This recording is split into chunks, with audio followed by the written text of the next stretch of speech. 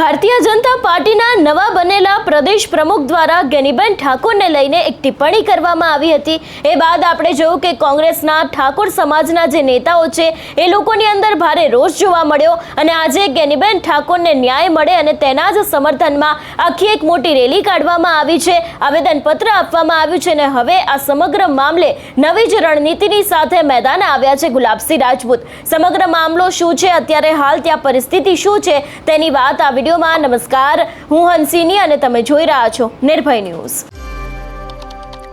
એક તરફ બનાસકાંઠાનું રાજકારણ ગરમાયું છે, એવામાં જગદીશ વિશ્વકર્મા દ્વારા જે ગેનીબેન ઠાકોરને લઈને એક વાત કહેવામાં આવી હતી, તેમના સાડીના પલ્લુને લઈને જે ટિપ્પણી કરવામાં આવી હતી, એ જ મામલાને લઈને અત્યારે આખું રાજકારણ ગરમાયું છે। ગેનીબેન ઠાકોરે તો આ સમગ્ર મામલે ખુલ્લો પડકાર ફેંક્યો છે, પણ હવે અત્યારે હાલ ગેનીબેન ઠાકોરના સમર્થનમાં કોંગ્રેસ દ્વારા એક મોટી રેલીનું આયોજન કરવામાં આવ્યું છે।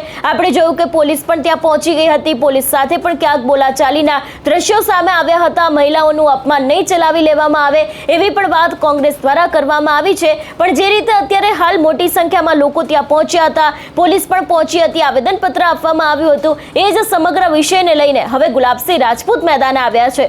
વધુમાં આ વિષયને લઈને ગુલાબસિંહ રાજપૂતે શું કહ્યું તે સાંભળીએ અને એ બાદ જે વિરોધ કરવામાં આવ્યો છે, વિરોધના દ્રશ્યો ઉપર પણ નજર કરીએ। જે રીતે ભાજપના પ્રદેશ પ્રમુખે જીતના અતિ ઉન્માદમાં જે રીતે નારીના આપનું અપમાન કર્યું છે, બનાસકાંઠાના સાંસદે માત્ર એક ગેનીબેન નથી પણ લાખો લોકોનું પ્રતિનિધિત્વ કરનાર મહિલા છે અને આપણા વિસ્તારમાં કોઈ પણ મહિલાનું સન્માન એના ઓઢણામાં અને સાડીના પલ્લુમાં હોય ત્યારે એક અપમાનજનક અભદ્ર ટિપ્પણી જ્યારે ભાજપના પ્રદેશ પ્રમુખ કરતા હોય, હજી માફી ના માંગ્યું, એના વિરોધમાં આજે હજારોની સંખ્યામાં સૌ થરાદમાં ભેગા થઈને આજ કલેક્ટરને આવેદનપત્ર આપવા જઈ રહ્યા છે। આવેદનપત્ર આપવામાં કોણ કોણ જોડાવાના છે? સમગ્ર પંથકના તમામ સમાજના લોકો આ આવેદનપત્ર આપવામાં જોડાવાના છે। જિગ્નેશભાઈ મેવાણી હોય, કોંગ્રેસના સૌ આગેવાનો હોય, મોટી સંખ્યામાં પૂર્વ ધારાસભ્યો હોય, કોંગ્રેસના વડીલો સૌ મોટા આમાં મોટી સંખ્યામાં જોડાશે। ગેનીબેન ખાસ કરીને ગેનીબેન હાજર રહેવાના છે? ગેનીબેન તો ખબર નહીં હાજર રહેશે ને, પણ સમર્થકો આજે એમને આ વિસ્તારના સર્વ સમાજના લોકો આમાં જોડાવાના છે। જો સાહેબ આગામી સમયમાં કોઈ પણ પ્રકારની આજે માંગ છે સમર્થકોની કે જગદીશ વિશ્વકર્મા માફી માંગે, જો એ નહીં કરવામાં આવે તો આગળની રણનીતિ શું હોવાની? દેખો, અત્યારે સામાજિક રીતે દરેક તાલુકાની અંદર ઠાકોર સમાજ હોય, કોંગ્રેસના કાર્યકર્તાઓ બધા આવેદનપત્ર આપી રહ્યા અને જો આગામી સમયમાં પણ જો આનો માફી નહીં માંગે તો જ્યાં પણ એમના કાર્યક્રમ હશે ત્યાં વિરોધ કરવામાં આવશે।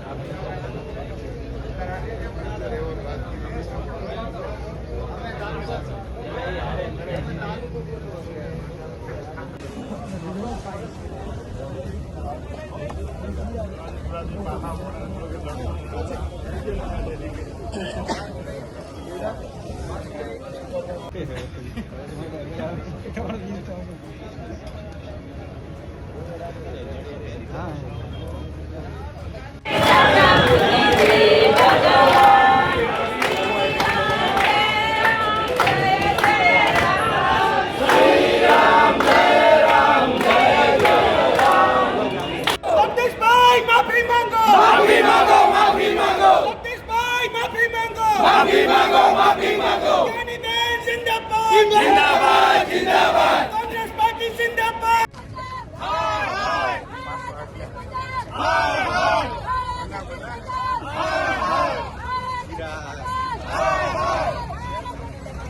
हमारे साथ हैं गेनીબેन तुम आगे बढ़ो हम तुम्हारे साथ हैं तुम आगे बढ़ो हम तुम्हारे साथ हैं तुम आगे बढ़ो हम तुम्हारे साथ हैं गेनીબેन तुम आगे बढ़ो हम तुम्हारे साथ हैं।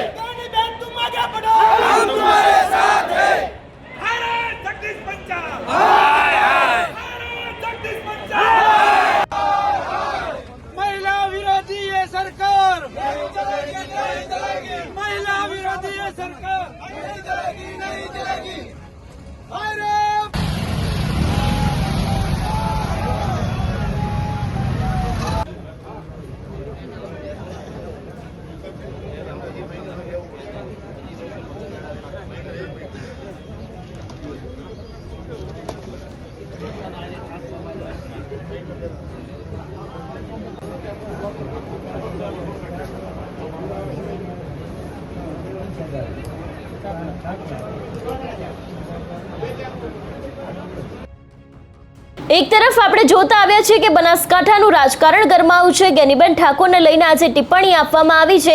એને જ લઈને ક્યાંક એવી વાત કરવામાં આવી છે કે જગદીશ વિશ્વકર્માએ માફી માંગવી જોઈએ. જો નહીં માંગવામાં આવે તો ક્યાંક આગામી સમયમાં કોંગ્રેસ પણ કંઈક મોટી નવાજૂની કરી શકે છે એવી શક્યતાઓ લાગી રહી છે. આ સમગ્ર વિષયને લઈને તમારો શું અભિપ્રાય છે અમને કમેન્ટ કરીને ચોક્કસથી જણાવજો. તેની સાથે અમારી ચેનલ નિર્ભય ન્યૂઝને લાઇક, શેર અને સબસ્ક્રાઇબ કરવાનું ભૂલશો નહીં. નમસ્કાર.